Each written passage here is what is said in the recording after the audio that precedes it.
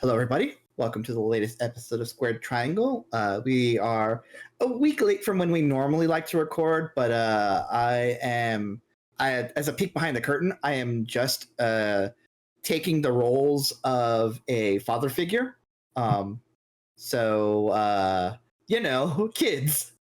It was also like, hey, we're going to record, and you're like, oh shit, I'm going out. So we're like, yeah, we can wait till next week. So yeah.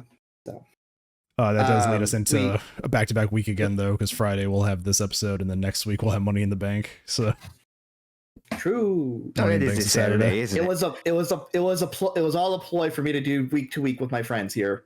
Yeah, I guess that works. Yeah. Anyway, Double or Nothing. Overall, I thought it was a solid little thing. I think my biggest complaint overall is that there wasn't a world title match, like the AEW world title match, because Moxley was involved in Anarchy. Yeah, that's right. And generally, I like the world title to be on the line in pay-per-views. That goes for WWE, AEW, wherever. Yeah. A good main event still, though. Yes, for sure. Generally, I like the person who has the world championship to defend their championship at minimum every pay-per-view. But I understand Mox was doing Anarchy. We'll talk about that here in a little bit. Yeah, I mean, we still got 3 title defenses in this pay-per-view also. The women's, the Continental, and the tag team. Yes. I liked this card. There were, 10 matches? I think 10 matches, maybe 9. If I remember. 9, I believe. Yeah.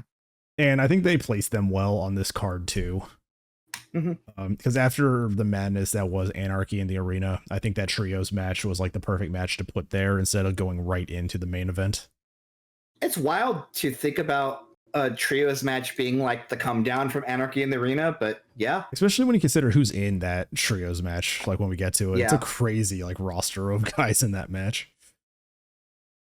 Starting off hot though, we have the Owen Hart women's tournament finals, or Mercedes Moné versus Jamie Hayter. Love watching Jamie Hayter. What a match, actually. Really good match. This was Mercedes giving a shit about her opponent again. Yes. And her opponent giving a shit about her, and these two are great.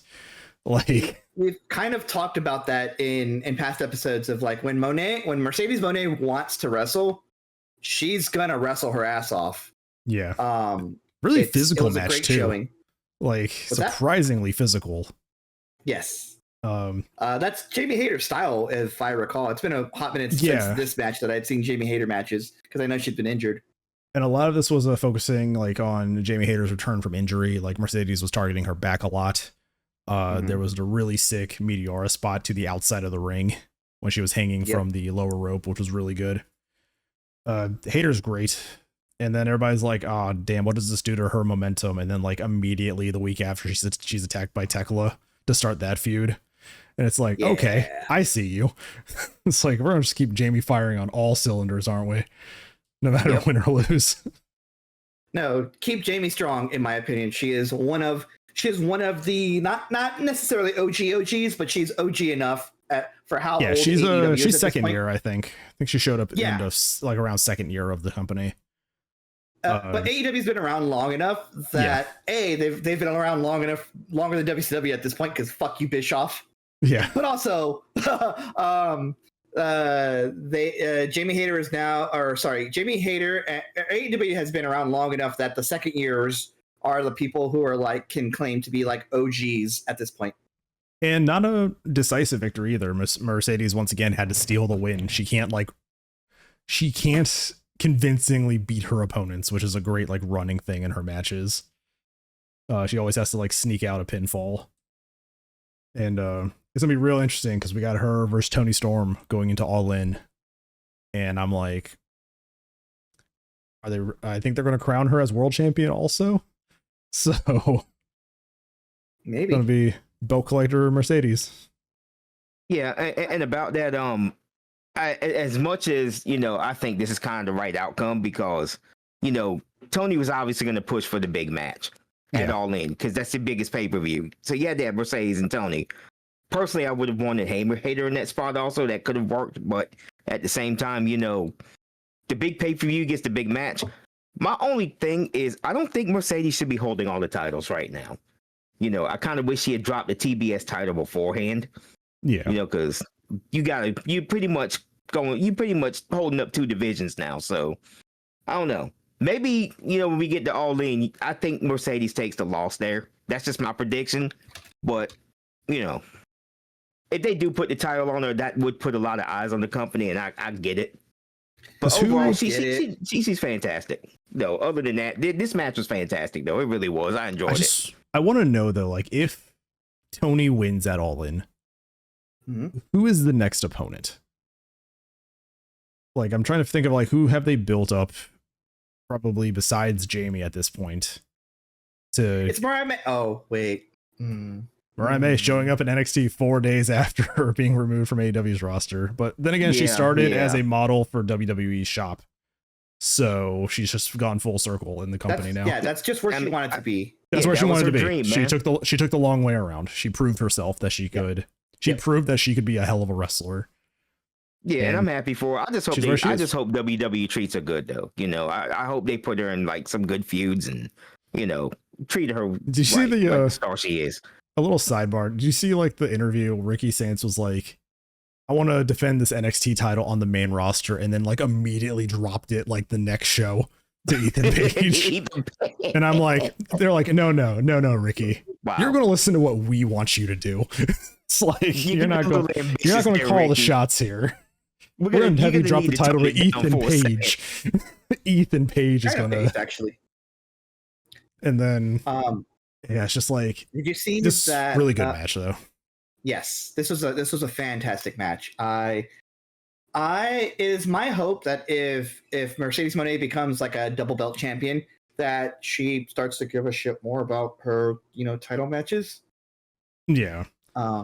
But I mean, she's had some good title matches. Don't get me wrong. It's just, you know, so some of them she just kind of didn't give a shit. You can tell when she's phoning it in. Yeah, you can tell when she gives a shit. When she's phoning it in. I'll excuse the Britt Baker one because, you know, going back and watching that was more Britt Baker than anything, but, you know. And then we have Thunder Rosa calling out Britt Baker for a hair versus hair match at All In, and I'm like, all right, they're both still with the company, aren't they? They just haven't been around for a while. Sure are. I would love to see Thunder Rosa at All In, though. It's been a while since we've seen her. I think she's popped up a few matches. She was recently Tony Storm's like tag partner in a match, I think. She just hasn't been around often. So I'd love to see Thunder Rosa back. Yeah. Especially in All In. Our next matchup. But yeah, so FTR, freshly healed FTR with Stokely randomly. Yeah, with Stokely as like their heel manager against Daniel Garcia and Nigel McGuinness. And this was a good match. These guys are just really good wrestlers. It didn't have like a crazy finish. It just had a very smart heel finish. Nigel doesn't look like he's missed a step. It looks like he's been practicing every single day since he got he's still in great shape at 48, 49 years old. I mean, the dude is just fantastic all around. It looks like he's been practicing he's been, you know, doing his the same thing he's been doing ever since he got what was it, staph? Yeah, I think it was staph. It was a staph infection that ended his career, right? I think so. I'm not sure. Yeah. But it looks like he's been working out since then, and like his physique looks almost exactly the same. His moveset looks exactly the same, even though he didn't really have like a really, you know, explosive moveset to begin with. But like it looks like he did in Ring of Honor. I'll say he has a British wrestling moveset. Yes, like it's which was true in Ring of Honor. They are very like the British wrestling style is like very finite in its like, I guess, wrestlers having a bunch of moves because it is more of a technical or sometimes just like brawling style. Yeah. So right. A British strong style. But yeah, this was nice. It was nice seeing FTR and Stokely being heels. Stokely again is just no matter where that guy goes as like a manager or a valet, he's just so funny everywhere he is. Yes. And I think Stokely is going to eat up the scenery wherever he is. Absolutely. He's just going to take every role and just like eat it up. Man, Stokely is funny as hell. He's a national treasure. Yep. He really is. He's always been really good. And this match, again, nicely paced. It does turn into Nigel getting thrown out and taken out outside of the ring, and then Garcia having to fight off FTR by himself. The match ends when he does not tap, though. He passes out from the submission, keeping Garcia looking strong. Just a really good tag team match. Tony Schiavone was involved in that for a Tony good Schiavone period. was involved too, because that was kind of the story going in, is that they keep fucking with Tony Schiavone, and that's why Nigel got involved. So yeah, it's a nice little Tony getting involved into a match for a change. But aside from that, yeah, so like this was just a basic tag team match, I guess. I would say speaking break up the two things. Speaking of commentators getting involved in matches, did you guys see Raw where, I know we're talking about AEW, but did you guys see Raw where Michael Cole had to take off his button up and he's like actually kind of jacked? Yeah, because he had lost that bet with Pat McAfee about the Knicks losing in the Eastern Conference Finals. Yeah, so he had to wear a Pacers jersey but he's actually kind of jacked. Hey man, Michael Cole took part in the Royal Rumble. Yeah, at some point. Like he sure did, and he didn't look as strong as he does now. Didn't he get eliminated by Awesome Kong? Yes. During that, yeah, I think so. Yeah, I think that was like back in the Ruthless Aggression era. I think he got eliminated by Awesome Kong. This was like one thing. I remember him just in that like orange, like wrestling. Yeah, the outfit. orange singlet with the helmet. The helmet, the little head protector. Yeah, not much to say about it though. I mean, it is just four guys who are really good at wrestling, having just a really good tag team match to kind of start off this show. A nice little breather too before the first of our chaotic matches that we get to in this show. I love Ricochet. At this point in his career, I love just like he's this like semi-psychotic heel, but he's still funny. Like it's just a perfect like mix of being too serious and not being serious at all that I think only he can pull off. His gimmick is like if an incel went too far. He's comedic American Psycho. Like that's his whole thing. He's in the button up. He's in the glasses. His gimmick is pseudo Andrew Tate. That's what it is. That's fair. That's what it is. That's what it comes off like. Like I said, incel. Yeah. But it's Ricochet versus Mark Briscoe in a stretcher match. The first stretcher match in AEW. Very fun. They also did not use the stretcher too much. They had like one really good big spot with it, so it didn't kind of overstay its welcome as a thing for like the main gimmick of the match. Mm-hmm. And I am surprised by Briscoe and Ricochet's chemistry. I don't know how often these guys wrestled each other in other promotions, but these guys are great together. Not very often, I don't think. Yeah, these guys were great. There was a bunch of wrestling. There was then a lot of like comedy in this too, like Mark Briscoe polishing Ricochet's head with the cleaning bottle was really funny. Didn't he used like a bottle of degreaser, a glass cleaner on him at one point? Yeah, they had like the bottle of what I'm assuming is like like food colored like water or something, but he's like it was polishing Ricochet's head. It was definitely food coloring. But like in addition to that comedy, then the scissors came out and there's people like crashing through tables. He makes him drank the cleaner. That's how you know it's not really cleaner. There's the fucking splash onto the fucking stretcher on the outside that Ricochet took. And it's like they just fight their way up to the ambulance, trying to throw each other in. I mean, we got a fire extinguisher coming out of it. You know, it's like this is a great like mix of hardcore and comedy that these two put together. I really enjoyed it. This isn't the last that we see of Mark Briscoe in the night. And I really like it because this man comes out looking like he hasn't even bothered to wash off later in the night, like from this match. Because at some point, somewhere in this match, he gets gigged. It's full crimson mask, like Mark Briscoe. I believe, yes, Ricochet hits the low blow on him and then a spirit gun and throws Mark into the ambulance. There's a really cool camera shot that's like Ricochet against the ambulance in the background with like the bloody scissors, like on the ground, like on the foreground. It's just a really cool like angle and camera shot. But more of this, man. Just more of these two guys wrestling each other.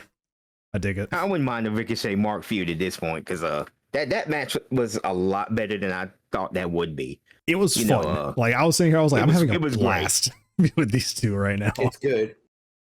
Yeah, it was very entertaining. I like the false finishes of like, oh, you're stuck in here, and then he like gets a crutch or something, and like he like pried the door open with like a crutch, and then he sprayed Ricochet with the fire extinguisher. Yeah, that was good. And it's like, what was it? What were you saying? I was significantly sports entertained. I was very sports entertained by this match. I mean, who knew Ricochet would be this great of a heel though? You know, like this late into his career. Just being a dick. I do want to say, like, that's it. He's just being a dick. Whenever we say the phrase, you know, I was sufficiently sports entertained, it's not that the match was bad. It's that the match isn't like, it's not a wrestling classic. It wasn't a wrestling match. It was an event. It was entertainment. It was a brawl. You have to win by throwing your opponent in an ambulance. Like, just, it's a crazy like stipulation to have. I feel terrible for the people who like sat right next to the ambulance. Right next to the siren. We were talking about that in the Discord. We were like, God, that right next to the sirens when that thing's going off. Yeah, it oof. I hope they brought some earplugs for that. But it was a really good match. Really, it was really a very entertaining matchup. It wasn't a technical masterpiece. I was never going to get a technical masterpiece out of Ricochet and you know, look. It was just never going to happen, and that's okay. I don't want it. Or to the wise, you don't have to have 5-star matches for them to be entertaining. Exactly. This was a really good like 3.5, 4 for me. You know, so like it was just fun. A very entertaining 3.5. I'm not going to dignify Dave Meltzer by giving it a star rating. Oh yeah, no. Yeah.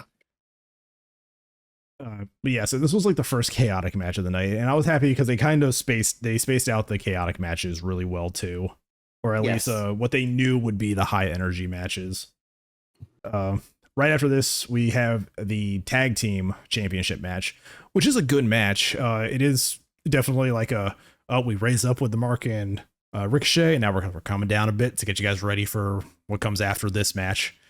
You know, we have like we're doing this little like wavelength thing where it's like we've paced this card well. And again, this match was really good. Fucking Shelton Benjamin and Bobby Lashley are great, and you have Dustin Rhodes in this match, who's great. And I think during the match, I looked it up on Cage Match. At least on television, Shelton Benjamin and Dustin Rhodes have not had a lot of matches together, even on WWE. Like they've usually been in multi-man matches or tag team matches, but they've never had like a really solid 1v1. I think it was like 2 I saw, which is insane to think about. But that's also not counting house shows. So who knows? Because the thing is, over the years, you know, and you gotta have to think about this a little bit. There have been so many, you know, top stars over the years that have been around for, you know, 10, 15 years plus. It's kind of wild to think that some of these guys have not had the matches together, you know, the amount of matches together that you would think they'd have. You know, and some people haven't even met at all, you know, and I just think that's kind of exciting, you know, if for a wrestler to be around that long and still have to have new matches with new opponents like that. I think it's pretty cool, you know. I think what was interesting about like that concept is that when you think of the Kenny Omega Bryan Danielson match where like they face off and the arena goes crazy, the only other match that I think they've really had against each other involves Seth Rollins in it also. Like it was that triple threat match in Ring of Honor. And I was just like, have Danielson and Omega really never gone 1v1 in all of the years that they've wrestled together? It's crazy. Shelton Benjamin, Dustin Rhodes, and Bobby Lashley's combined age is 153. Yeah, I think if we put in the average and it was like 50 something because Sammy Guevara kind of skews it was 51 and Sammy Guevara brings down the average. And all three of them look like they're 35, which is funny. So like don't crack. Yeah, I looked up, I was like, how is Shelton Benjamin older than Bobby Lashley? Like, I think it's like a year older. I was like, what the fuck, dude? I mean, he was college roommates with Brock Lesnar. I mean, so goes to show you how long they've been around. Age. Yeah. Oh yeah, I have it here in my notes. Did research. Dustin Rhodes and Shelton Benjamin have 2 matches against each other on televised TV. 2. Taz is funny in this match, and I think me and Deca had to give it to him for one thing. It's like he couldn't remember something. He's like, too many chair shots affecting my memory. I was like, all right, Taz, you get one. It's like, okay. I was like, all right, Taz. That the self-deprecation worked for me. I was like, God damn it, Taz, you get one. I think I like Taz. Of the 3 of us, I think I like Taz the most, more than you 2 guys, because I don't know, man. He tries, but sometimes it's just fucking great. You know, it is. We give Taz a lot of shit for putting himself over, but he said that, and I was like, all right, God damn it, you get that one. Like, we'll give you that one. A pretty simple tag team championship match. Just a bunch of guys being really, really good in the wrestling ring. Mm-hmm. Shelton Benjamin, Dustin Rhodes haven't lost a step at all. Bobby Lashley still looks fucking great. I mean, Sammy Guevara's there. I'm just gonna say, like, Sammy Guevara's there for this. He also eats the pin, so it's kind of like, all right. A really good finish to it though. Lashley spears Dustin through the barricades. Sammy Guevara tries to go for a dive and eats a knee to the face from Shelton Benjamin, who seemed like he was a step or two too slow from the actual spot. You did see Sammy kind of like slow down a bit to not do like the motion so he can catch up. And then a really good thrust kick to Sammy to take the pin. And we still have the Hurt Syndicate as tag team champions. MJF was here, and he did get involved both negatively and positively for the Hurt Syndicate. He did seem to be like yelling orders to Lashley, who was getting annoyed, and then when they were on the outside, he had the ring on about to punch Dustin Rhodes, but that was when Bobby Lashley speared him through the barricade. So yeah, so MJF still being a really good addition to this trio. It's a nice little wrench in the plan. Right? It is. I mean, MJF's great too. Like, he will always be funny no matter where he is, and it seems like he does give a shit about being in this role. So him and MVP, I think, are going to be great when, you know, they're eventually talking against each other. But overall, I kind of like this match. And I think, like, at this point, I'm like, this is a very well-paced card in these first few matches. It's like, you have your highs, you have your rest, you have another good match, you have your rest. Like, yeah, it's like I told you guys, you know, while I was watching it, you know, the next day after you guys did. I found this pay-per-view to be a lot slower paced than, you know, previous AEW pay-per-views this year. It's like they just kind of slowed it down intentionally, and I kind of like that too, because they're taking the time and letting things stretch out. Yeah. Especially during the next match, which was one of my favorite ones. I did really like this next match for the AEW Continental Championship. Kazuchika Okada versus Speedball Mike Bailey. Or as we were saying, Speedball Mike Bellatro. Speedball Mike Bellatro. Non-binary icon Speedball Mike Bellatro. With the whole Bellatro fit. The Joker cards, the 2 colors. Somebody's been playing a lot of Bellatro on the road. It's like... Yeah.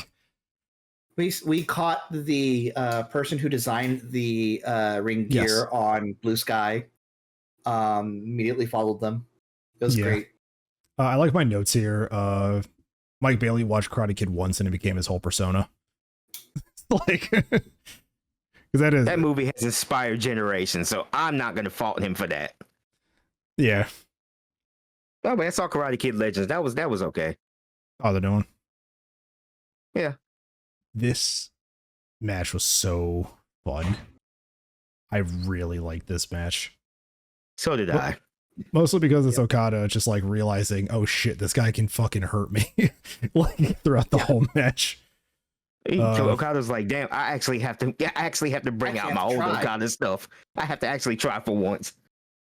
Yeah, and I think on my notes here too, this match can be summed up to Okada drop kicks the shit out of Mike Bailey. It happened several times. The last time being as he's doing the fucking jump off the top turnbuckle, eats the drop kick mid. What was he doing? I think he was doing a moonsault, and he eats the drop kick. Yeah, picked up right into the Rainmaker, and just a bunch of fucking kicks from Bailey just to Okada.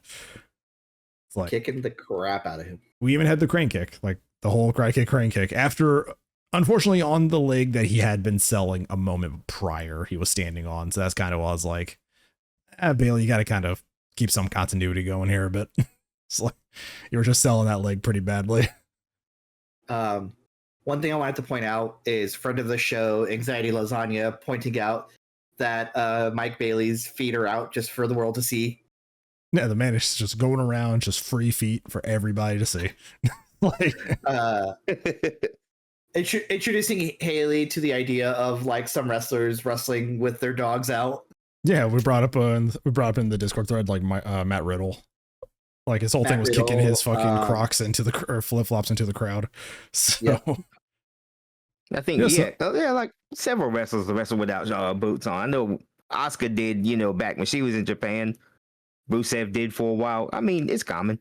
Yeah, I mean, I think right now too in WWE, like, Solo Sikoa does for the most part. Like he has the ankle wraps like Umaga did. Well, actually, he put on shoes recently though, so he's got boots. They told now, him to put his dogs away. Yeah, It's like, yeah, they told him to. But like he did that for a while when he first showed up. He wrestled very in the Umaga Indies like too, I believe. in the Indies too. I think Fatu also did on the Indies, but he wears shoes in WWE. They're just like, no, not for free. Can't monetize that. Not yet. You can't. And but yeah, like it's just a really fun match. I think every time we do these pay-per-views, it's like if you want a fun match to watch, like go watch one of these. You'll definitely get like just some enjoyment out of this Okada Bailey match. I'm curious how often they've wrestled each other.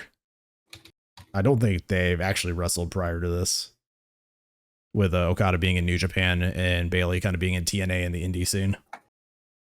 No, I don't think they have. But that's the joy of Okada being in America now. You get these fresh matchups, and I didn't know how good this match was going to be until I just got into it as if it was going along, and before you knew it, it was over. Okada had that incredible finish with that drop kicking Rainmaker.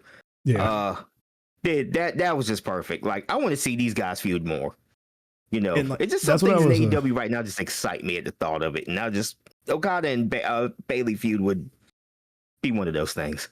Yeah, and that's what gets me. It's like if these two have never wrestled before and they've wrestled this well together, it's just like insane either chemistry or just ring knowledge between these two guys to put on a match this good, having no prior history with each other, and maybe even a language barrier, between it. It's like just the natural like in-ring ability of these two is great. Yeah. But Okada does retain, still the AEW Continental Champion. I feel like it may lead to the unification, but with stuff going on with Omega, I don't know where he lies in his current feuds right now. So did Omega get injured again when I wasn't looking? No, but he was like feuding with Moxley. He was like joining Moxley again, or he was joining in the feud against Moxley. So it's like I don't know. Gotcha. I think it might lead into Okada though, because it seems like the Bucks are going to take a few weeks off after the Anarchy and the Arena one, so that one of them might be slightly injured, just taking time off. But he might eventually find his way back to Okada, and hopefully for a title unification. So next up is going to be our Women's World Championship match, Timeless Tony Storm going up against Mina Shirakawa. And this match was fun. It's a great fun match. Yeah. Tiny Hat Tony. Yeah. We Tiny Hat Tony. The return of Tiny Hat Tony. It's been years. Tiny Hat, my beloved. During this match, I said AEW really said for the bisexuals. Like, there was, aside from all the wrestling, there was an obscene amount of sexual tension in this match. So, that's on brand with both of them. But it's also comedy again. Like, it's one of these matches in AEW where it's like, this is a really good wrestled match, but goddamn, it's also funny as hell because of who's in the ring right now. Like, Tony is great. Mina is great when she wants to, be a comedy wrestler. She was also playing kind of heelish in this match, which was really cool to see. Mm-hmm. Again, it's a very physical match too. I mean, these women are wrestling really hard with each other. And I think, what was it? is either Tony or Mina hit the glamorous driver for Mariah May, just for a 2 count. Yeah, I can't remember who did it. I think it might have been Mina. That's crazy, actually, now that I think about it. Mina Shirakawa shows up, and then Mariah May like is instantly gone. It's just like, man, we had so much more to do with them. Like, it's kind of a missed opportunity going on right there. Just ships passing in the night. Yeah. Just kind of going like this. Yep. Damn. It's just like, god damn, we had so much story we could have still told with them. But Mariah's where she wants, like I said, Mariah's where she wants to be. Now Mina's just gonna enjoy her time in AEW. Mina no longer in lesbians with Mariah May. No longer in lesbians. Tony's knee is kind of the focus of this match, and Mina's doing a lot in this match to hurt it with figure 4s and whatnot. So good storytelling in ring, good focus on, you know, like selling an injury. But then Tony nails Storm Zero, and it's just the kiss they shared at the end of it. It's just like AEW is just really sad for the ladies. It's like, AEW said we're kicking off Pride Month early, so that's pretty much we're gonna start right here. Pride Month all the time. AEW is really about this shit, y'all. I'm not kidding. Yeah, they're a bunch of. It's like AEW is a bunch of gay nerds, and we love it. Yeah, it's like. By non-binary legends, bisexual legends, comedy acts, everything. It's just it's for everybody. Everybody can find something they like in AEW. Yes, there is. I have come to enjoy that about AEW is that they have a little something for everyone. They have the technical matches, that we'll get to here in a little bit. They have the spot fests, which is going to be this Anarchy in the Arena here in a little bit. Oh, absolutely. They have. Oh, yeah. They have the women's matches. They had 2 women's matches. That's remarkable. 2 women's matches, 2 champion matches too. Like, that is new. That is noteworthy because that hasn't happened in a while in either company. Also, somebody has pointed out that a lot of women's duos are starting to have like shared outfits, which makes us think that they're going to be introducing a women's tag title as well. They put Penelope forward with Megan Bain. Julia Hart and Sky Blue are back as a unit. Like, it's Harley and Anna are back as a unit. Like, they're putting women's tag teams together, and it's gonna be real interesting. I do want to see Megan Bain doing more than just being a tag team champion, though. Like, I think she needs to get back into the title picture. If Tony wins, that should be the woman to dethrone her. Megan Bain needs to be the next person. And if that's not the case, at least have her hold the TBS championship for a while. Then we have like another monster woman holding that title, and I think she can elevate it even further. Like Monet did with this TBS championship. Imagine Mercedes being thrown around by Megan Bain. That's gonna be one of her best matches. Yes. Because Megan Bain is going to toss her all over the place. They get backstage, it's like, wow, Mercedes, really good match. And it's like, I didn't do shit, she just threw me around. It's like, she just threw me around and slammed me. I had no control in that match. Mercedes will gain frequent flyer miles off this match alone. A lot of them. For sure. Yeah, I think Megan needs to either be the new TBS champion after All In, or she needs to go for the world championship. She is a great presence. She puts on great matches.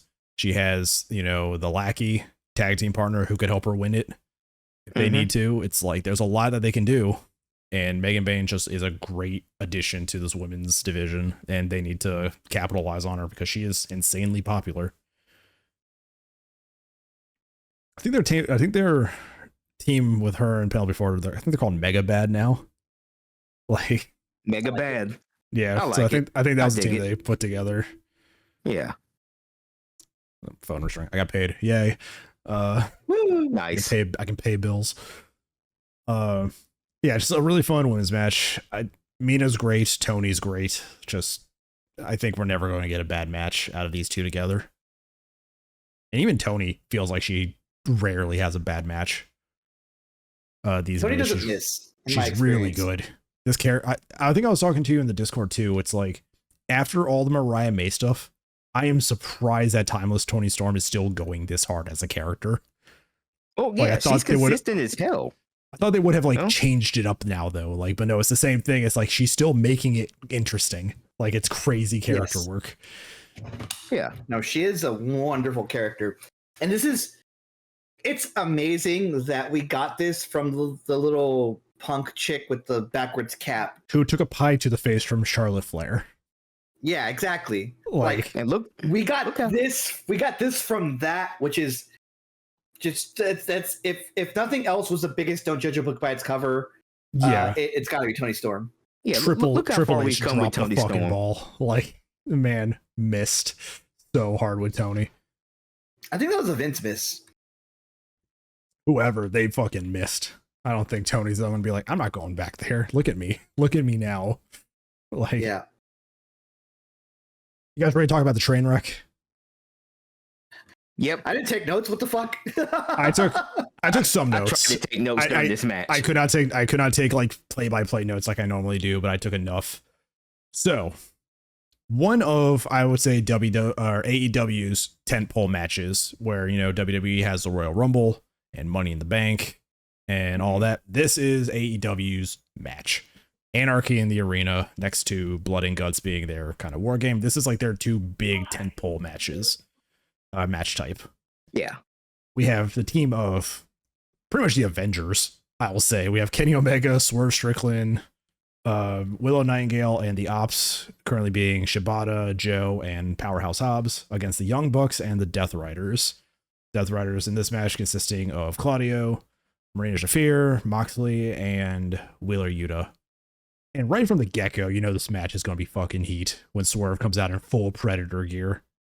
That was sick. That was insane. They had the thermal on his Titantron, like the thermal imaging of his like normal Titantron, and it's just like, it's so good. And then Kenny comes out as Captain America with the Omega symbol on the shield, which is really good. The Young Bucks coming out like the Royal Navy that killed Blackbeard. Yeah. The Young Bucks added a lot to this match in terms of just being like just funny heels. Like they're not a team that should be with the Death Riders. They're just really funny. We do have an interesting thing at the start of this match where the Ops come out and it's just Shibata and Powerhouse Hobbs and they don't know where Samoa Joe is. And I'm like, shit, they're going to like jump Joe before this match starts and we're going to be lopsided until Joe shows up in like the final act to get his part in this match in. There was another return. Instead of that, we'll get to that. As Death Riders are coming down, Samoa Joe in the crowd jumps Claudio, which was, I think, the best way to start this match, is Joe going right for the Enforcer. Right for Moxley's Enforcer. So that was one of my two things. It was like either Joe got jumped or he is planning a sneak attack. And so we just see Joe come right out of the corner. And it's like Claudio's caught he's caught off guard. He's like, oh shit. And Joe, best way to start this match. He had the plan. It's like Claudio is the enforcer. He is like physically the strongest one on their team. Let's try to get him early. Like Joe had neutralize him first. And kind of starting this off, I think the pairings of everybody fighting, we have Hobbs going for Moxley, which is crazy when you think that Moxley first called Hobbs in as a partner like during the pandemic era. When Moxley's like, I need a tag partner, Powerhouse Hobbs. So it's a nice little like callback to that here. We have Joe versus Claudio, Marina and Willow, of course, going at it, Shibata and Yuta. And we have Swerve and Kenny teaming up to handle the Young Bucks. I'm glad they did the multi-camera setup for this match where we can track everything kind of going on. Normally there was no other way to like track this. Normally there's a lot of like cutting between everybody, but this one was just like, here's 4 different camera feeds. Here's everything not set up and we'll call it a day. Yeah, here's your 4-player multiplayer N64 setup. Watch whatever screen you want to watch. Yeah.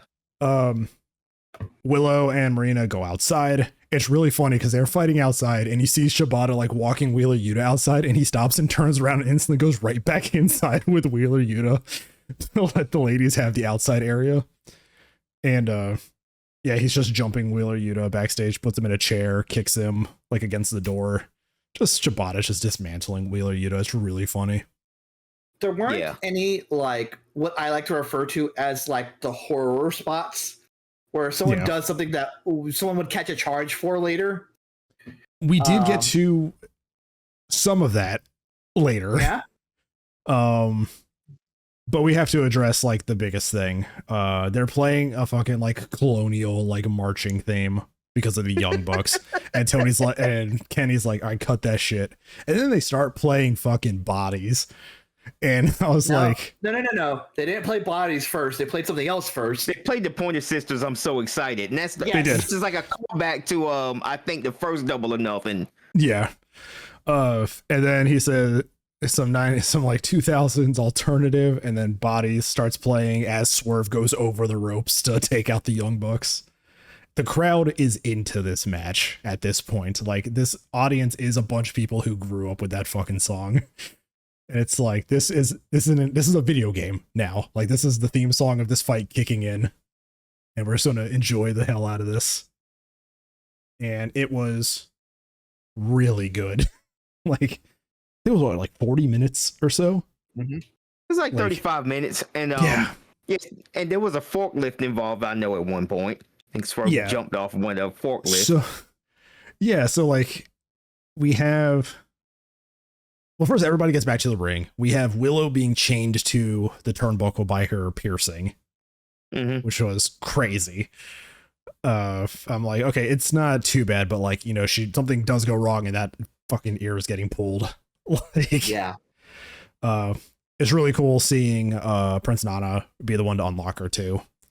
They have a really cool spot in the middle of the ring, towards the end, where both her and Hobbs are wearing the big black and jacked shirts. Love that. And I was like, shirt. I was like, hell yeah. But yeah, like, what is there to talk about in this match, like in any particular order? We had Swerve diving off of a forklift. We had Claudio swinging him into the music box and killing the song. And then getting killed into some like road boxes by I can't remember who, but he got speared. I think it was by Hobbs. Hobbs. Yeah, Hobbs chucked him into the road cases. They were unfortunately they were cardboard because the bottom one kind of like broke apart. Yeah. I was like, come on, you guys couldn't just do. I think there was a better way to do that, but I think they had safety. They took the safety one because if any of those actual road boxes go forward onto Claudio, then that's probably a different story. He's getting hurt entirely. So yeah, but it's like we have a random exploding table that one of the Bucks is put through by Kenny. We have a Gabe Kidd run in that then gets taken out by Mark Briscoe, who shows back up from earlier in the night in the same ambulance. And the same ambulance that reappears from the from the stretcher match. And Hook I was shows like, up. How in the hell? I was Hook sitting here like, what? He's like, Hook shows up taking out Claudio. So there's the Enforcer. All of the Death Riders are locked in the ambulance.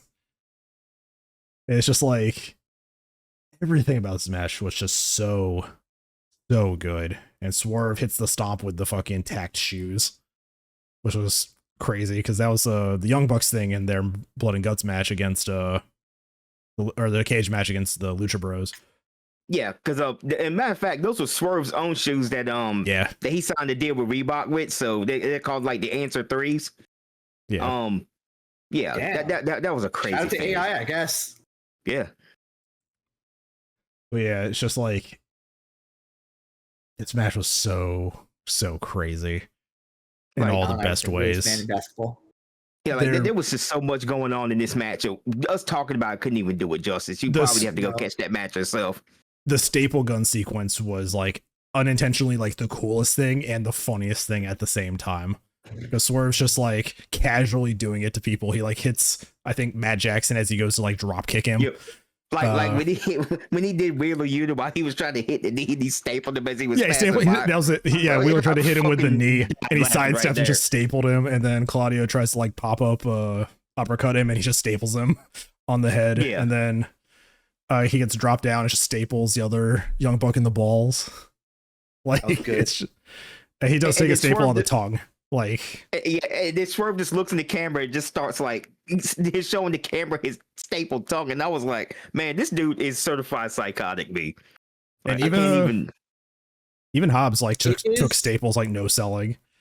Like that was, I think Swerve and I are about the same age, because that was a thing that people in my about elementary age did to each other. They would just staple each other. That was just a thing. Kids are stupid. Well, y'all stayed with each other like that in high school. But Like in y'all school? wrestling showed us it.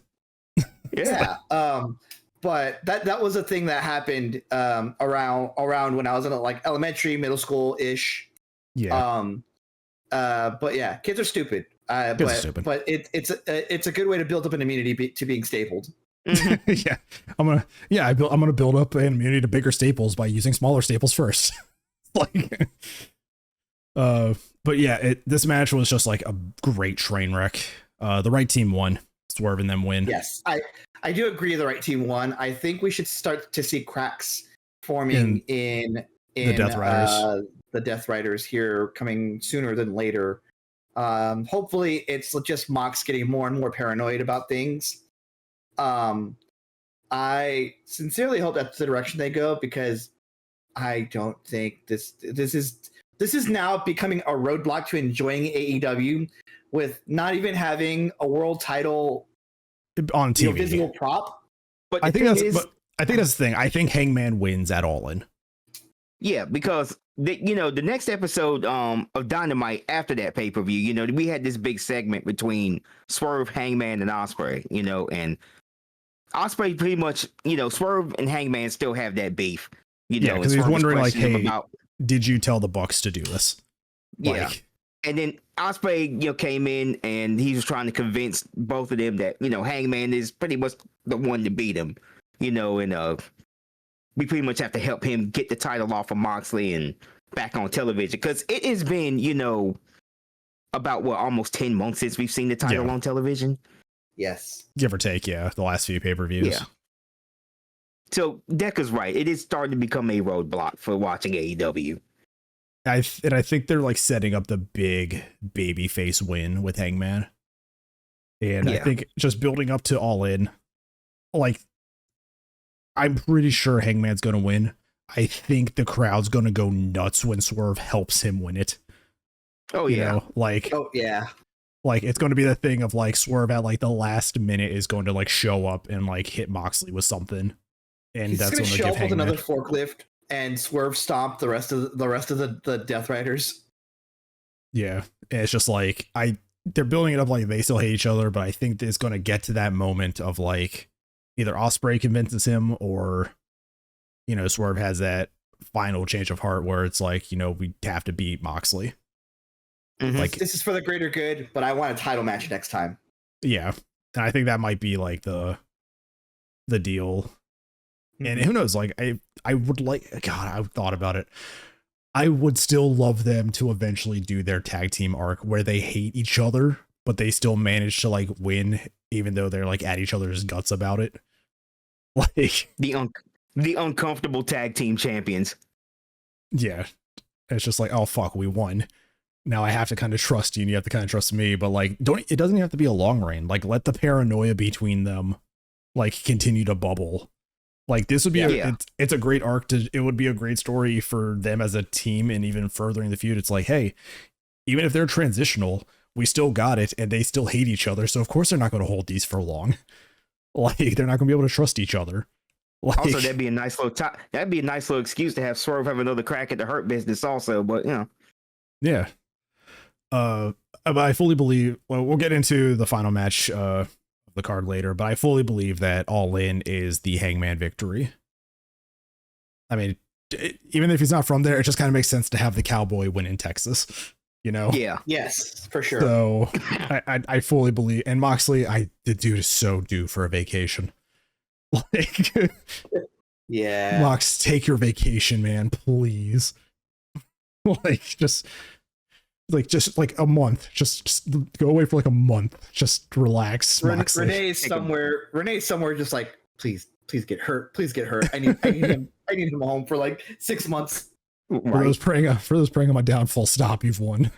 It's like, but yeah, this is definitely going to be unlike, I know it's crazy to say because we haven't had 10 years of AEW, but I just like, unless they somehow keep escalating it reasonably, this will always be in probably like the top 3. I think this one, just in terms of story and just entertainment, this is one of the best ones they've done. So I think I can't remember all the other ones. Because what the other thing they could do is de-escalate for a couple of years and then come back strong. Yeah, make this look like it's escalated. You don't have to do this every year. It's like, oh, hey, look, nothing exploded to the point we need an Anarchy in the arena. And then it's like 2 years from now, it's like Anarchy, and it's like, oh shit, like it feels special again. Like these 10 people hate the fuck out of each other and are going to beat each other up throughout this arena. Like, but yeah, I don't want it to lose its novelty, but God, these matches are so fun. Tony Khan lost how much money on the bodies on loop. Look, I will say this about Anarchy in the arena. You know, I normally have like a short list of my favorite matches of all time. I think Anarchy in the arena has placed really high on that list of matches now. Like, I kind of enjoy that a little more than War Games. I definitely enjoyed this more than Royal Rumble. Like, yeah, absolutely. And if you're gonna have a match named Anarchy in the arena, it's got to have complete chaos. It's just the right amount, you know, to where it doesn't wear off or lose its novelty. And I think they just do it perfectly every year. Well, except last year. The fire spot might have been a little overkill, but it was a little bit. Oh yeah, that's right. Last year they did light Jack Perry on fire. It lit Jack Perry on fire last year. Hugged Darby Allin upside down, you know, while he was bleeding. But speaking maybe it was of, a little where is overkill, Jack? But, you know. It's like, where is Jack? Good question, because I don't know. I would like to know myself. Jack Perry's like, man, I'm just taking a break. It's like he lost the TNT Championship and he just fucked off. So we had a question about how much it costs to do bodies. Yes. So I want just for a frame of reference, for Sam Reich of Dropout to play Kiss from a Rose one time was $15,000, and they played it twice in that episode, so $30,000. So you can imagine, like, they Kiss from a Rose Bodies. isn't even that popular a song right now. They played Bodies at least like 6 times on repeat before Swerve got put through the music box. And Bodies is still a very ballpark. Yeah, and Bodies is still a very popular licensed song. You know, I mean, ECW, you know, back in the day, well, WWE's version of ECW, they used that for a little bit. I think that was like the best thing they could have used. It made it feel like ECW in this match. It felt so like underground again. It's like licensed music, just hardcore chaos. It's just like, God, the ECW's back, baby. And this was unfortunately like right after we lost Sabu also. So unintentionally a really good like tribute show in that regard. Yeah.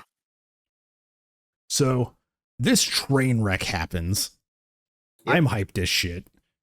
And they go into, I think, what was the perfect in-between match between these two final matches. We get the trios match with Paragon, Adam Cole, Kyle O'Reilly, and Roderick Strong, versus the Don Callis family with Takeshita, Josh Alexander, and Kyle Fletcher. These 6 men are the cool down match. Like, I would like to say Paragon sounds like a luchador name. Yes. I think it actually is a luchador name. It might be a luchador name, honestly. Throw a little accent over the O, over the A. Just there you go. It's just there we go. We have it. But like, again, it just shows you how stacked this roster is, that you need a cooldown match and you have these 6 guys in that spot. Like, to their credit, genuinely they did felt it. Bad. No, to their credit, they put on a great match without going too overboard. Like, these guys are really good. The thing was, I just felt really bad because they got sandwiched in between. Yeah, they got sandwiched in between the two. Chaotic ass match. You know, oh my God. I don't know. It's like these guys are talented, and they didn't wrestle a bad match. It's just getting sandwiched in that spot. You know, as a cool down is just kind of. You're like, it's like, damn, it's a bummer. It really is. You're like, shit, we got to follow 40 minutes of that. And then it's like, you're going to put on this match. And then just the main event's going to go on and put one of the best fucking matches on like this year. Yeah. And it's like, well, shit. It's like, I guess we got overshadowed. Again, though, like, these guys know how to wrestle. we have a really, really good wrestled match here. And some cool stuff on commentary. Don Callis is out there with Lance Archer, and when Don Callis gets involved, Lance Archer gets on commentary. It's actually kind of funny at times. Yeah. But these guys are great together.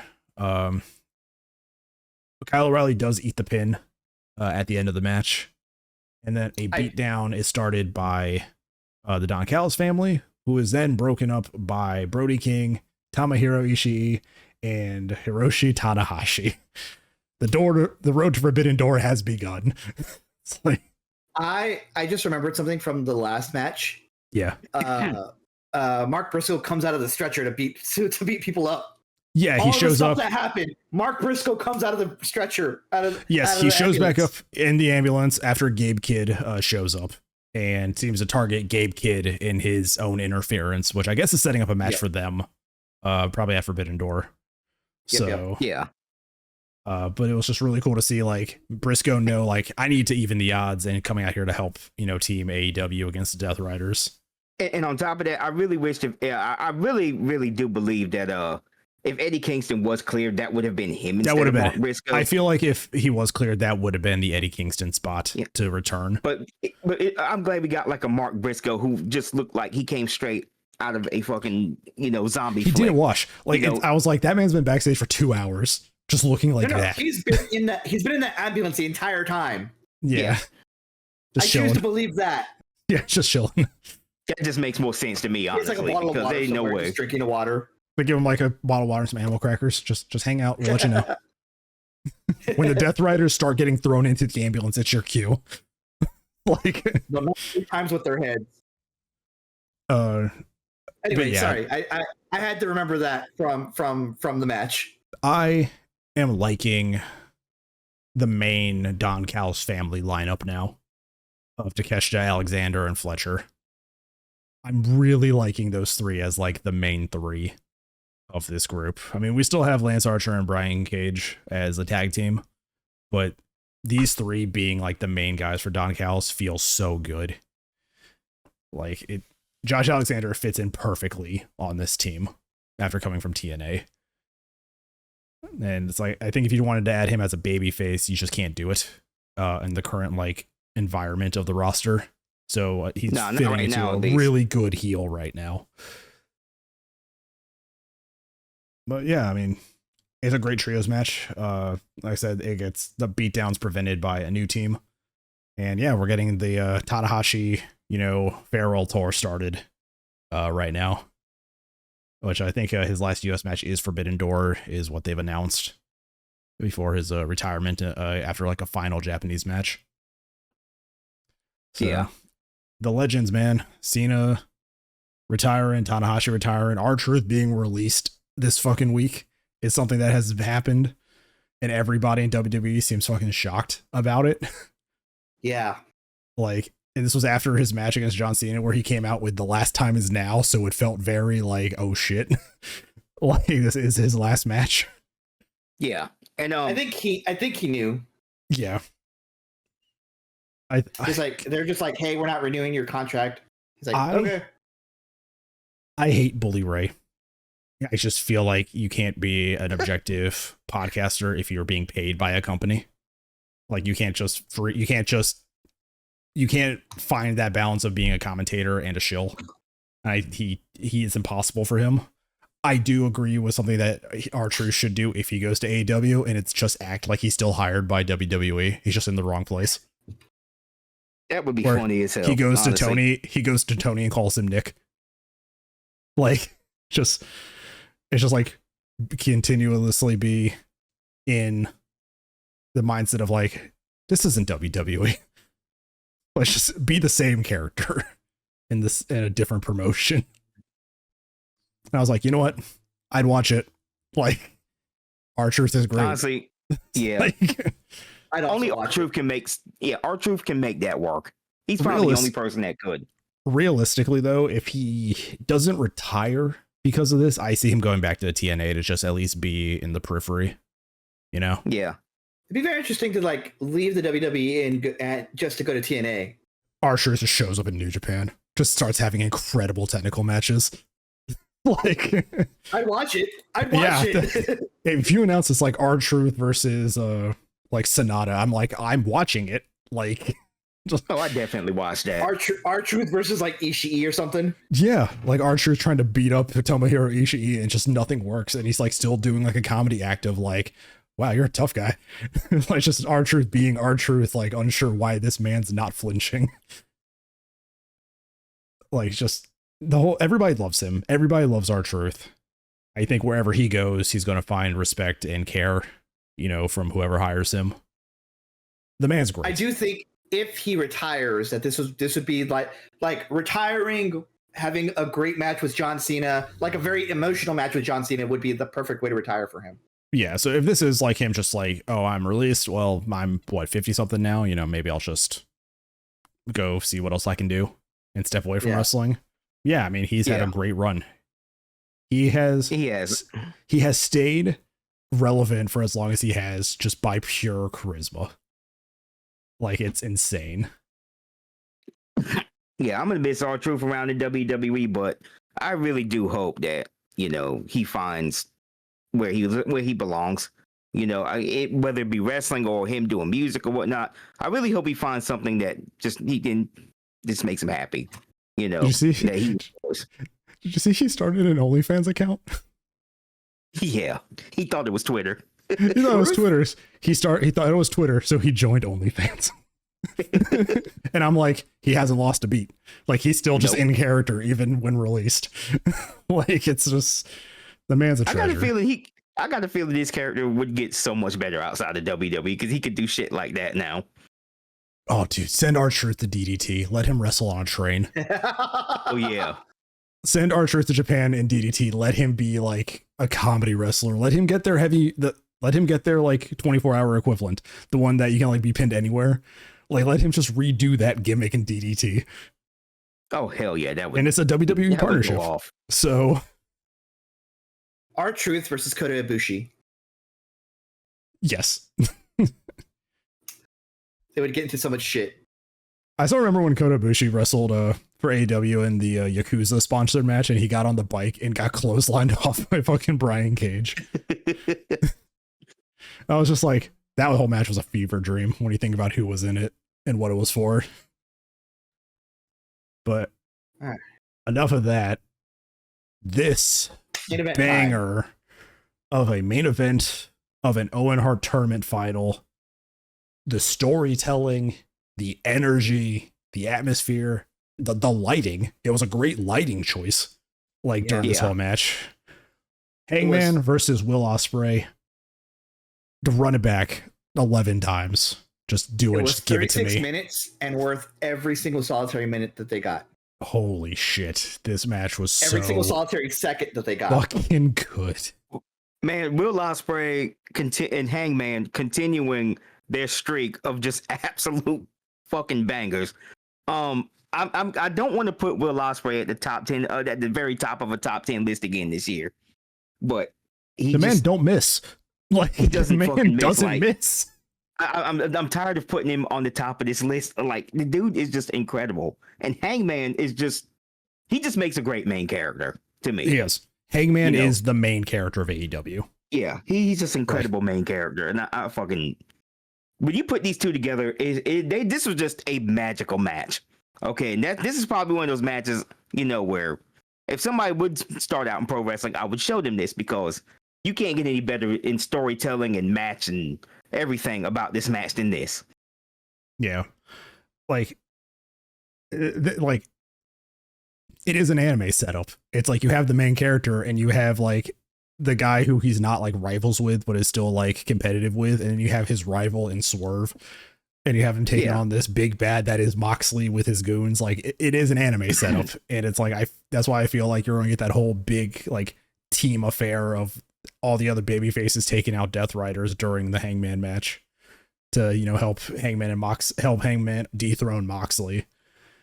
Mm-hmm. I'm just like, it makes sense for Ospreay to like being the whole aerial assassin gimmick to take out the so-called king of Moxley for Hangman to win, but like just the satisfaction I think and just how the audience would explode if Swerve is the one to help Hangman win. Is like, but like this match just shows like Ospreay's never going to be an enemy to somebody that he respects. Like they gave it their all in this fucking match. And real. I don't think you put Ospreay against just anybody, because I think that's going to like, I don't think like dampen his credibility ever, no. But I do think putting him against like the caliber of Hangman, of MJF, of Moxley, even though I don't like where his direction is right now, like I think putting him against like the upper echelon, even if they're not on the main event scene, is the play with Ospreay. Yeah, and I think there is wrestlers who will vote it in against him, and it will look bad.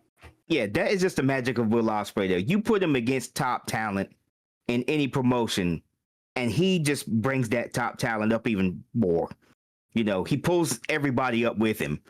You know, you can put him in a match against any top talent, and it would be, you know, an instant classic. Now, granted, he's not as young as he used to be. You know, he can't do some of the stuff he did in the past, but he doesn't need to, because I think he's just mastered the art of just, you know, just being in these big matches, man. Yeah, he has. And it's just like, I think like having thought about it and like how I described it a minute ago, it's like AEW's story. Hangman is the main character right now. Like he is the main character going for the title they so desperately need.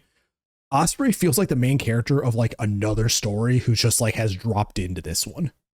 You know, the next anime story arc. Yeah, like Ospreay doesn't feel like he's the natural choice to be world champion yet. He's like still on his own path to do something. But like he's just dropping in as like the guest character for the episode.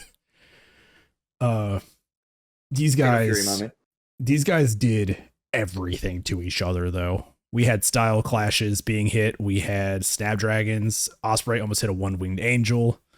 We had Hangman doing angel's wings and then hitting a fucking JML driver from Swerve. I was gonna say that sequence where they did the enemy's move, finishing move. That shit was anime as hell. I love it.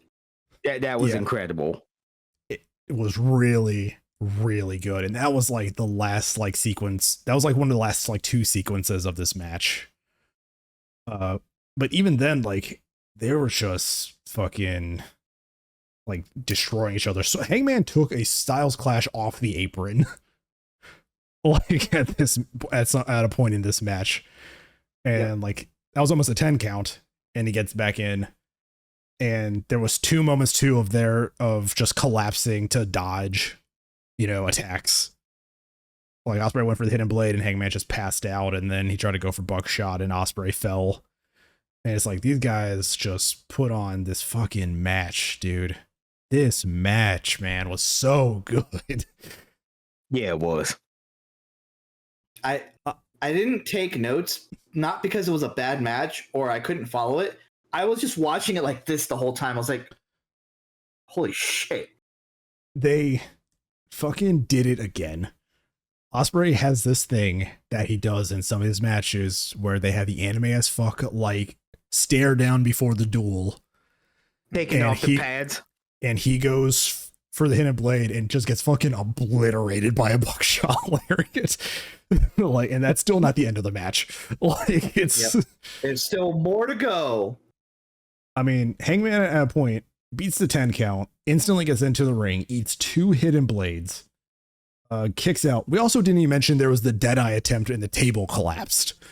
Like, thankfully, you know, the Deadeye is just a very safe reverse pile driver. You're nowhere near the ground when you're taking it. So Hangman just kind of probably hurt his knees when he went down.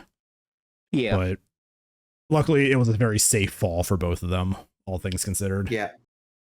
And it's just like he hits one anyway. There's the stare down. Yeah, it just gets he kicks out from the buckshot.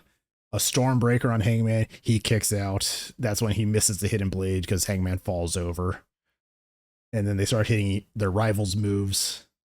And then it's the final sequence. Spot. Yeah, he hits the JML driver, but the pin doesn't go through because Will gets his foot on the rope, which was a great way to do that instead of kicking out. It doesn't make Swerve's finish look weak. at all. And we've established, like, you know, the One-Winged Angel, you don't win unless Kenny hits it. Like, that's the thing way. about One-Winged Angel. It's like Jake Roberts and DDTs. Yeah. It's the whole final sequence too. It's the counter out of the Stormbreaker. He nails the lariat, and as Ospreay's stumbling back to his feet, he hits another buckshot to win. And God, dude, this match was so good.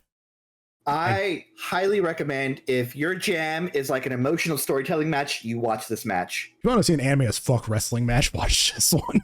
Yes. And people say AEW can't put together stories, a storyline in wrestling.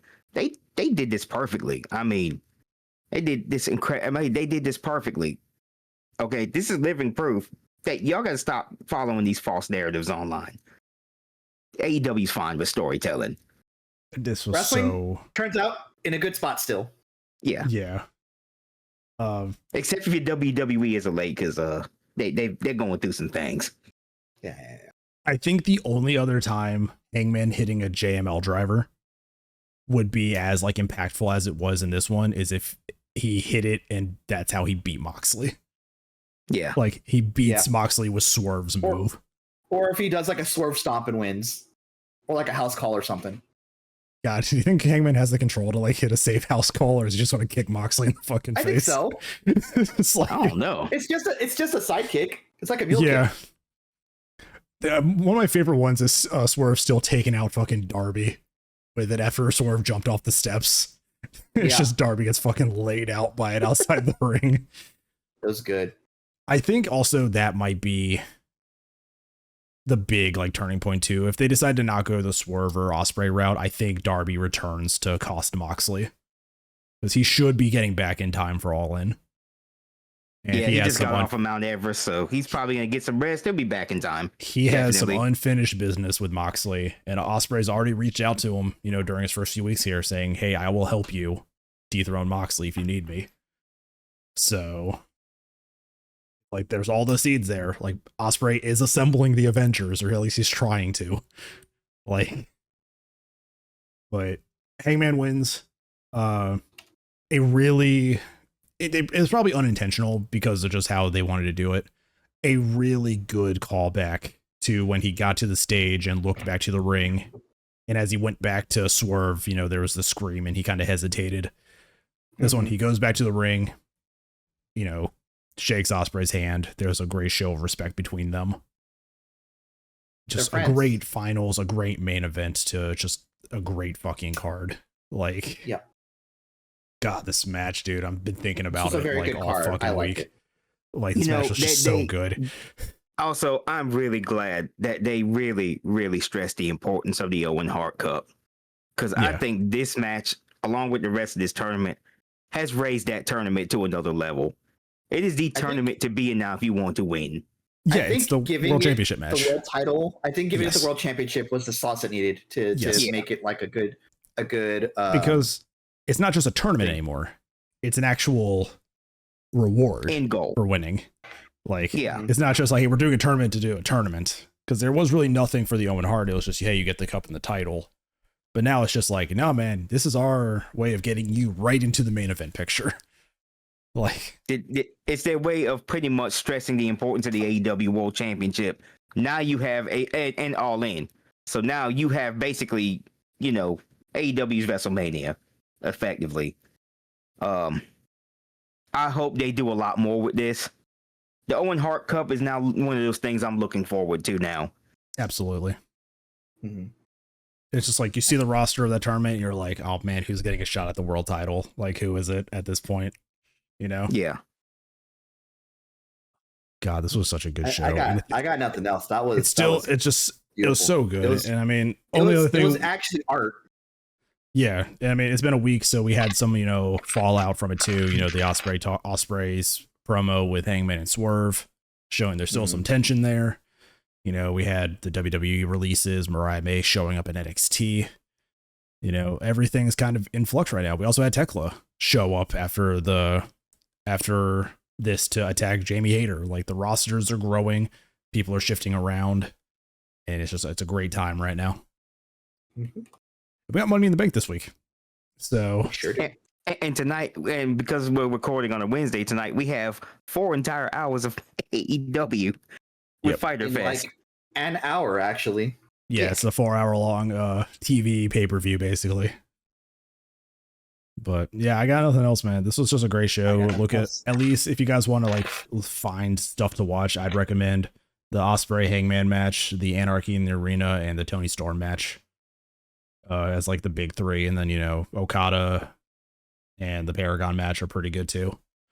Yep. Yeah. I recommend Anarchy and the main event. Yeah, the main event at least. Like if you have to watch one match, watch that main event. And a really good video package too. Like AEW is nailing it with their video packages at the start of these matches to bring everybody up to speed. Mm-hmm. And it felt so good that this main event also had like a theme to it. Ospreay was right. It's about his ascension into the main event scene, and it's Hangman's redemption arc. Like Hangman has to win this and win that title back to make up for the shit he's done the last 2 years of And meanwhile, we'll also, and it doesn't diminish Ospreay's story at all because absolutely not. Ospreay instantly came back into the picture with that promo on Dynamite. Like he's like, "Hey, I'm still here. I'm still in the main event picture." Like it really smart booking. I want to know who's actually like booking this story. I feel like it could be Tony, but I feel like he's definitely getting help probably from Danielson or something. Janice and Jarrett, someone. Yeah, the story is tight, cohesive. You know, there's a weird motivations for Moxley, but like nothing has felt out of place in this story so far. And the ops getting involved. I think those guys have some input on it as well. You know, because I think Hangman, Ospreay, Swerve, they have some input. They have to. We've got a quick Google will tell me we've got Sanjay Dutt, QC Marshall, Will Washington, Pat Buck, Jerry Lynn, Christopher Daniels, and Dean Malenko. That sounds like a good, any of them. That's a hell of a crew. That is a hell of a crew. That's the creative team. We also forgot, if the reports are to be believed, Hangman wanted Ospreay to win and Ospreay wanted Hangman to win when they were talking to Tony, because neither of them knew who would win until like Saturday afternoon. Team effort. Yeah, Tony didn't tell anybody, so they were like, I want him to win, I want him to win. And ultimately it was Moxley saying, I want Hangman to win, which is why I think they're dropping the title to Hangman at All In. I think Moxley wants Hangman to be the next, like, hey, it just makes sense for Hangman in his story at this point. You know, let's just put it back on him. You know? And like I said, it doesn't diminish Ospreay at all to lose this. He's still going to go on to have banger matches. I'm just curious to who his next feud is. That's really it. So, but yeah, I got nothing else. I got nothing else. By the time you guys are watching this on Friday night or Saturday, we might be watching Money in the Bank. And we'll have an episode up next Friday as well. Our usual spiel here at the end. You guys can follow us on YouTube if you're listening to the audio. And if you guys are watching us on YouTube, you can listen to us in the car or on a walk or something as a podcast form. We do that also. Social media, we don't really use, but we are present on some things. Links and everything are in the description. And again, sorry for this not being a weekly thing. We do just cover pay-per-views and kind of talk about the TV shows. We don't have that much time to be weekly wrestling commentators. No. Nor is there You any... need to pay me to do that. Yeah, it's like, if we were making money off of it, sure. But I also don't want to deal with, the wrestling critics that come along with that line of work. So, no. I'll get their ass. Don't worry. I just don't want to. So will I. You guys can do that then. I just don't want to deal with it. Yep. But we'll have Money in the Bank next. And then I think after that, it's All In. Because we have the entire month of July. So whatever's in July. Oh, and then there's WWE AAA Worlds Collide, which takes place earlier in the day. It's Money in the Bank. That's going to be on YouTube for free from what I found out. And I know that they're doing 2 different events on the same day as All In because WWE is desperate enough to counter program. I'm not watching any of that. I'm watching All In. It's like, yeah, AEW, biggest event of the year for them. They're essentially All In is their WrestleMania. And it's just like, or your NXT show. I'm going to watch AEW. I'm sorry. Yeah, I'm not watching any of that shit. I'm sorry. Your current TNA champion is in a faction with Top Dollar. I'm not watching that level of WWE programming right now. Trick Williams has teamed up with Top Dollar. Yeah. It's like, no, I'm gonna watch this one. Like, I'm good right now. But yeah, so we will see you guys for the Money in the Bank episode. Thank you all for joining us. Thank you guys for talking about this a week after we were supposed to. I'm glad we were able to maintain so much of it. That's how good this show was, I guess. Yeah, that's how memorable the event was. Yeah. So yeah, we will see you guys on the next episode, and I got nothing else. So take care, everybody. Bye-bye. Bye.